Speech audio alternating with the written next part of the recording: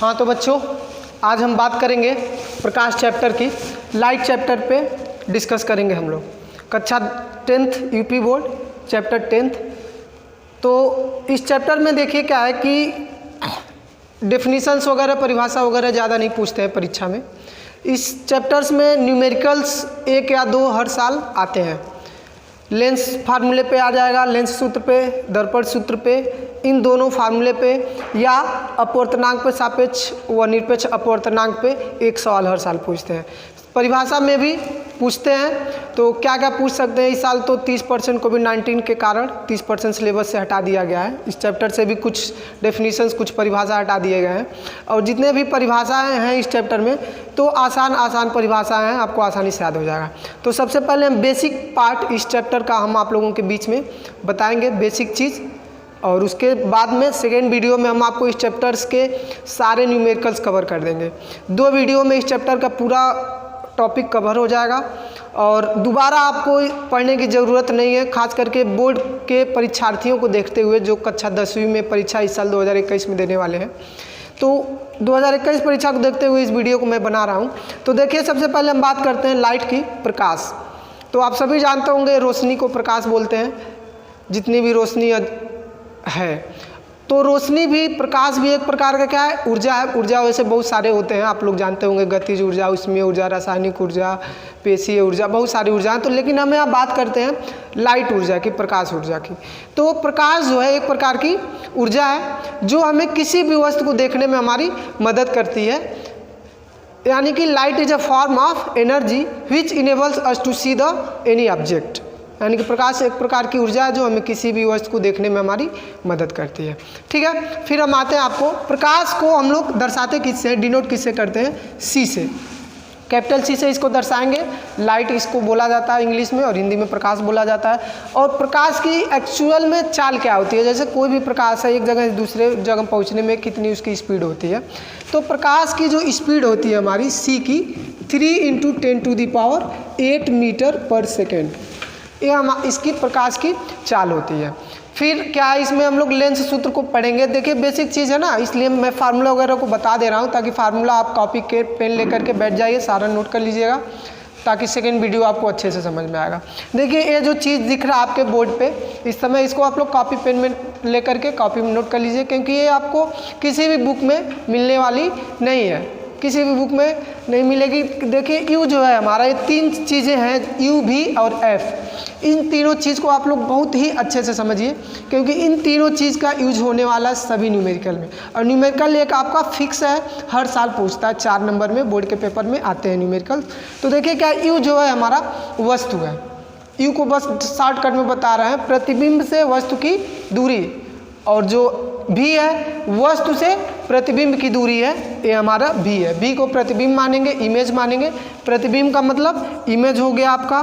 Focus दूरी को F से दर्शाएंगे, फोकल लेंथ बोलते हैं उसको। यू जो है हमारा वस्तु है। ये 3 चीज़ आप लोग याद रखिएगा। फिर देखिए लेंस जो होते हैं आपके, अवतल लेंस, उत्तल लेंस, या दर्पण भी 2 तरह के, अवतल दर्पण या उत्तल दर्पण, 2 तरह के होते हैं। तो देखिए अवतल दर्पण हो या अवतल लेंस हो, यू जो क्या है, ऑलवेज निगेटिव। यू हमेशा क्या होगा, निगेटिव लिया जाएगा। अवतल दर्पण हो, अवतल लेंस हो, उत्तल दर्पण हो, उत्तल लेंस हो। और एफ जो है आपका फोकस दूरी, अवतल में क्या लिया जाएगा, माइनस लिया जाएगा, उत्तल में प्लस लिया जाएगा।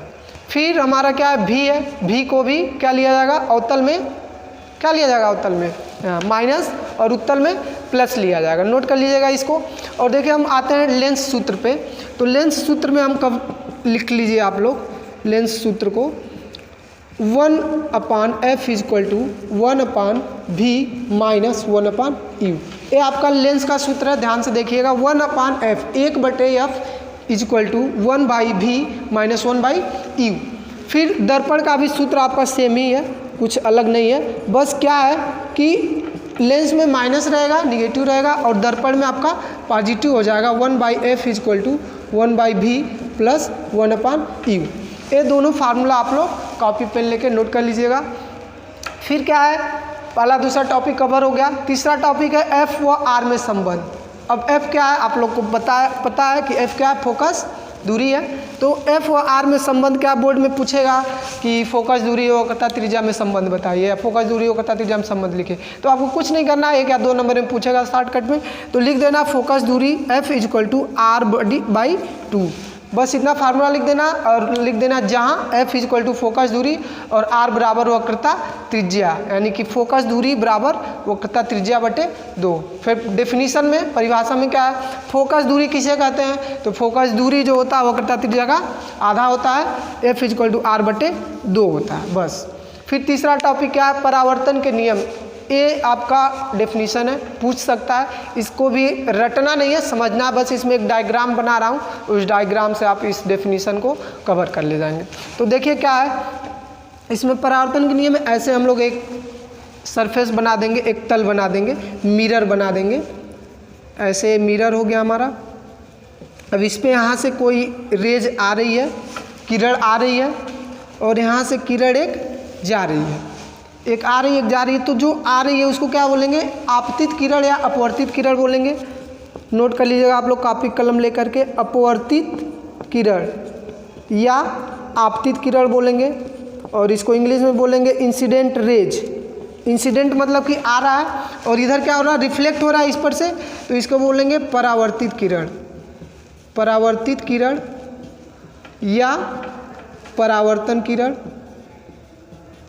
बोलेंगे। अब देखिए क्या है, अब इसके बीच में एक अभिलंब आएगा, एक नॉर्मल आएगा, इसको एन बोलते हैं, एन से दर्शाएंगे, इसको बोलते हैं अभिलंब, अभिलंब बोलेंगे। नोट कर लीजिएगा आप लोग। ये वीडियो थोड़ी रात में शूट हो रही है तो परछाई वगैरह आ रही है, तो देखिए क्या है, यहाँ अभिलंब को एन से दर्शाएंगे, और यहाँ एक पॉइंट बनाएंगे पी, इसको बोलेंगे हम लोग बिंदु।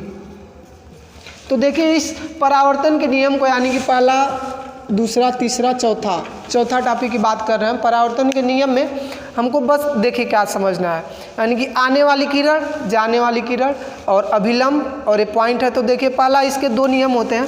पहले नियम में लिखेंगे, हेडिंग डालेंगे प्रथम नियम। प्रथम नियम में हम क्या लिखेंगे कि आपतित किरण या अपवर्तित किरण, परावर्तित किरण तथा अभिलंब, क्या, आपतित किरण, परावर्तित किरण तथा अभिलंब तीनों किसी सतह पर एक ही बिंदु पर आकर के मिलते हैं। बस इतना लिखना है, क्या, आपतित किरण, परावर्तित किरण तथा अभिलंब नॉर्मल तीनों पॉइंट P, बिंदु P पर, किसी सतह पर बिंदु P पर एक ही जगह आकर के तीनों मिलेंगे, पहली चीज़। दूसरी चीज़ क्या है कि यहाँ जितने एंगल पे आएगा उतने एंगल पे रिफ्लेक्ट होगा, यानी कि आपतित किरण परावर्तित किरण के बराबर होती है, यानी कि I is equal to R, यानी कि कोण आई इज इक्वल टू कोण आर, यानी कि यहाँ यदि 30 अंश का बनेगा हमारा, तो यहाँ भी कितने अंश का बनेगा, 30 अंश का ही बनेगा। यहाँ 45 बनेगा तो यहाँ भी 45 बनेगा। ठीक, सिंपल है ना, याद तो हो ही जाएगा आपका। आने वाली आपतित किरण, परावर्तित किरण तथा अभिलंब तीनों किसी सतह पर एक ही बिंदु पर आकर के मिलते हैं। दूसरा क्या है, कोण आई कोण आर के बराबर होता है, यानी कि आने वाली किरण जाने वाली किरण के बराबर होती है, ऐसे भी लिख सकते हैं। आपतित किरण परावर्तित किरण के बराबर होती है, ऐसे भी लिख सकते हैं, ठीक ना। फिर आगे हम बात करते हैं अपवर्तनांक तथा क्रांतिक कोण में क्या संबंध है। इस पर एक सवाल आते हैं, ध्यान रखिएगा आप लोग। तो इसमें देखिए क्या लिखना है, अपवर्तनांक तथा क्रांतिक कोण में संबंध, n is equal to 1/sin c, ये फार्मूला होता है। अब देखिए क्या है, C जो है क्रांतिक कोण है, क्रांतिक कोण को हम लोग C से दर्शाते हैं। ये जो है हमारा क्रांतिक कोण है, यानी कि क्रिटिकल एंगल है, क्या है, क्रांतिक कोण है, क्रिटिकल एंगल है। C को हम लोग क्रांतिक कोण से दर्शाते हैं। अब n क्या हमारा अपवर्तनांक है, अपवर्तनांक is equal to 1/sin c, ये फार्मूला याद कर लीजिएगा। इस पर भी हम आपको नेक्स्ट वीडियो में न्यूमेरिकल बताने वाले हैं। आगे है सापेक्ष तथा निरपेक्ष अपवर्तनांक, तो उस पर भी हम फार्मूला बता देते हैं आपको। देखिए इसमें क्या है, ए अपवर्तनांक इज इक्वल टू WAG, ये हमारा फार्मूला है। ए का मतलब क्या, एयर हवा, जी का मतलब ग्लास कांच, यानी कि वाई में प्रकाश की चाल बटे कांच में प्रकाश की चाल, या वायु में प्रकाश की चाल बटे जल में प्रकाश की चाल, यानी कि 1 मीडियम टू अनदर मीडियम में 2 मीडियम होते हैं, 2 माध्यम होते हैं। हाँ, एक चीज़ और मैं आपको बता दूं इसमें कि अवतल दर्पण के क्या उपयोग हैं। जैसे अवतल दर्पण, उत्तल दर्पण, एक क्वेश्चन इसमें 2 नंबर में हर साल पूछते हैं कि अवतल दर्पण के उपयोग लिखिए, अवतल दर्पण के क्या उपयोग है। तो बच्चों अवतल दर्पण के 2 उपयोग बेसिक चीज़ हमको पता है कि अवतल दर्पण का उपयोग हम क्या दाढ़ी बनाने में करते हैं, दाढ़ी ओढ़ी जो हम लोग बनाते हैं, अवतल दर्पण का उपयोग मनुष्य दाढ़ी बनाने में करता है। सेकंड उपयोग क्या है, अवतल दर्पण का उपयोग डॉक्टर लोग दांत का इलाज, आँख, कान, नाक, गले का इलाज करने के लिए अवतल दर्पण का उपयोग डॉक्टर करते हैं। 2 उपयोग इसका हो गया हमारा। प्रकाश के गुण क्या है, तो प्रकाश के गुण क्या है, हम लोग 8वें टॉपिक की बात कर रहे हैं। प्रकाश के गुण देखिए 3, 4, 5 गुण तो याद ही कर लेना चाहिए इस चैप्टर में, प्रकाश के क्या गुण हैं। वैसे बोर्ड एग्जाम में आते नहीं है, प्रकाश के गुण पूछते नहीं है, लेकिन याद रखना चाहिए कि प्रकाश हमेशा सीधी रेखा में गति करती है, सीधी रेखा में हमेशा चलेगा प्रकाश। दूसरा क्या, प्रकाश चुंबकीय तरंगों के रूप में चलता है। तीसरा क्या, प्रकाश की चाल 3 × 10⁸ मीटर पर सेकंड होता है। चौथा क्या, प्रकाश अपारदर्शी के आर पार नहीं जाएगा, यानी कि पारदर्शी चीज़ों के आर पार जाएगा, अपारदर्शी चीज़ों के आर पार नहीं जाएगा। फिर चौथी चीज़ें क्या है कि प्रकाश जो है प्रकाश चुंबकीय विद्युत चुंबकीय तरंगों के रूप में चलता है। ये 3-4 चीज़ें बेसिक चीज़ें हैं प्रकाश का। फिर आगे हम लोग आते हैं आवर्धन क्षमता। आवर्धन क्षमता को हम लोग m से दर्शाते हैं। इसका भी डेफिनेशन बहुत आसान है, फार्मूले से इसका डेफिनेशन हो जाता है। आवर्धन क्षमता m, 9वां टॉपिक की बात करते हैं हम लोग। आवर्धन क्षमता को m से दर्शाते हैं।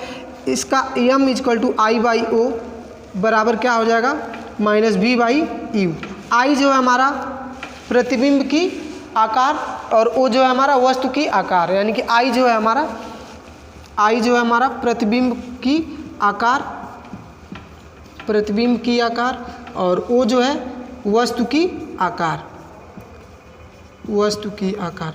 तो देखिए इसका डेफिनेशन जो हम लोग सूत्र से ही याद कर लेंगे कि प्रतिबिंब के आकार तथा वस्तु के आकार के अनुपात को आवर्धन क्षमता कहते हैं। आवर्धन क्षमता किसे कहते हैं, वस्तु के आकार तथा प्रतिबिंब के आकार तथा वस्तु के आकार के अनुपात को आवर्धन क्षमता कहते हैं, यानी कि I/O। I मतलब इमेज, O मतलब ऑब्जेक्ट, यानी कि इमेज माने प्रतिबिंब, O माने ऑब्जेक्ट वस्तु, यानी कि प्रतिबिंब के अनुपात तथा वस्तु के अनुपात के लंबाई को आवर्धन क्षमता कहते हैं। तो इसमें और इसको नोट आउट कर लीजिए आप लोग अच्छे से, और सेकेंड वीडियो में हम आपको मिलते हैं न्यूमेरिकल के साथ।